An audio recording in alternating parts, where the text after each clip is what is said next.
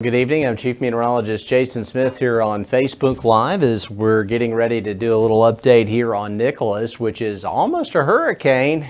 Winds are at 70 miles an hour here sustained, and it's making its approach towards the Texas coastline. It looks like the worst of it's actually going to be a little up from Port O'Connor, Texas, and a little bit more up towards Freeport, Texas.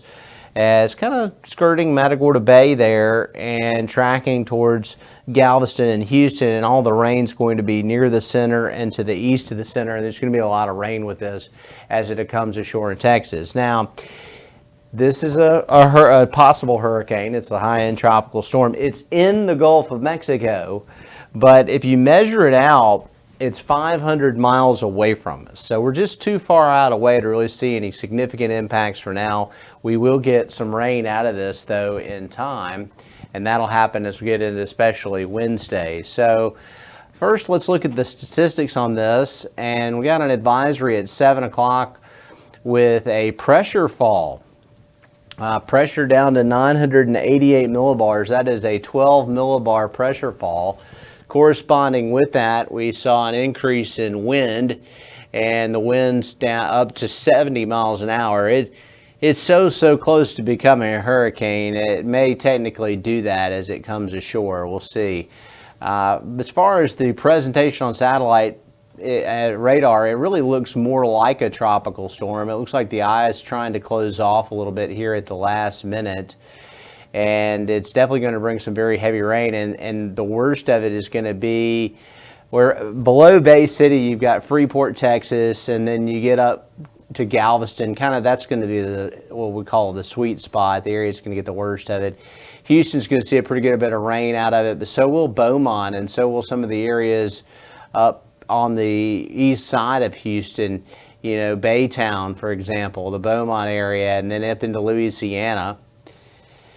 And looking at the track on this, it's going to slow down a little, and we've got it coming ashore right near Freeport, Bay City, and then actually the circulation may go right over Houston as a pretty significant tropical storm. It'll weaken to a depression, and then this easterly track is going to bring it into Louisiana. We think it'll eventually end up in southwest Mississippi and then begin to become a remnant low up near Jackson, Mississippi. And so the circulation on Wednesday and Thursday is going to go from where it is right now, where it's about 500 miles away from us, to all of a sudden it's going to be 200 to 150 miles away from us. And so even though it's going to be a lot weaker by then, all the moisture is going to get pulled in off the Gulf of Mexico to feed this low pressure area, and that's going to put us into the rain banding. So we're going to see some impacts, mostly rain, an increased chance of rain, and that's going to be coming primarily on Wednesday. It should linger into Thursday. Scattered chance of rain tomorrow, but better chances there. Is there anything else out there to worry about in the tropics? Well, for us, not really. Off the Cape Verde Islands, we've got this new wave that's pretty likely to develop, but it's about 4,500 miles away, so we'll just have to watch that. It's weeks away from the United States. And then out over the open waters of the Atlantic, this is an area where there's really not a whole lot going on just yet.